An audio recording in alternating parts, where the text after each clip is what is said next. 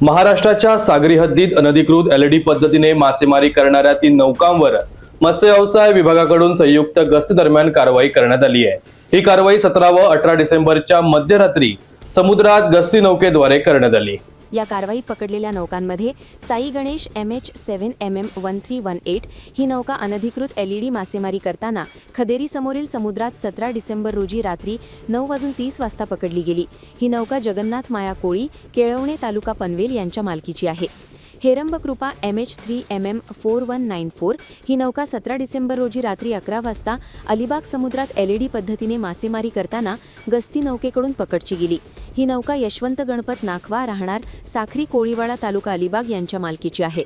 श्री समर्थ कृपा IND MH7MM3627 ही नौका 18 डिसेंबर सकाळी 6 वाजता तपासली असता तिच्यात मोठ्या प्रमाणात एलईडी उपकरणे आढळली। ही नौका प्रकाश तुकाराम पाटील तालुका करंजा तालुका उरण यांच्या मालकीची आहे।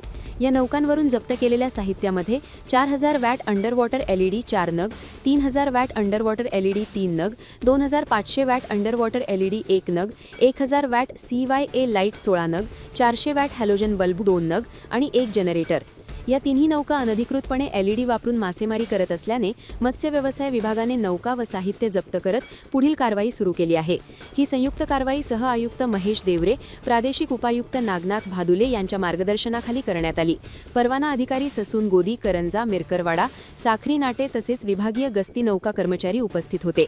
विभागाने सांगितले की अनधिकृत एलईडी मासेमारीमुळे मत्स्य प्रजनन धोक्यात येत असल्याने अशा कारवाया पुढेही सुरू राहतील। आज दिनांक 17/12/2025 रोजी सागरी जलधी क्षेत्रामध्ये गस्त करत असताना माननीय मंत्री नितेशजी राणे साहेब यांच्या सक्त निर्देशानुसार एलईडी मासेमारीबाबत पाहणी करण्यात आली। त्या दरम्यान एक ट्रॉल नौका मोठ्या प्रमाणात एलईडी सह लाईट लावून उभी होती आणि त्यामध्ये साधारणतः 4 ते 5 लाईट त्यांनी सबमर्सिबल लाईट टाकलेले होते, साधारणतः 1000 वॅटचे, आणि त्यासह जनरेटर आणि पुन्हा एक बोट अँकर केलेली ट्रॉल नौका 62 केव्ही आणि 25 केव्हीचे 2 जनरेटर असलेली जप्त करण्यात आलेली आहे आणि महाराष्ट्र सागरी मासेमारी अधिनियम अंतर्गत त्यावर पुढील कारवाई करण्यात येत आहे। कारवाईतून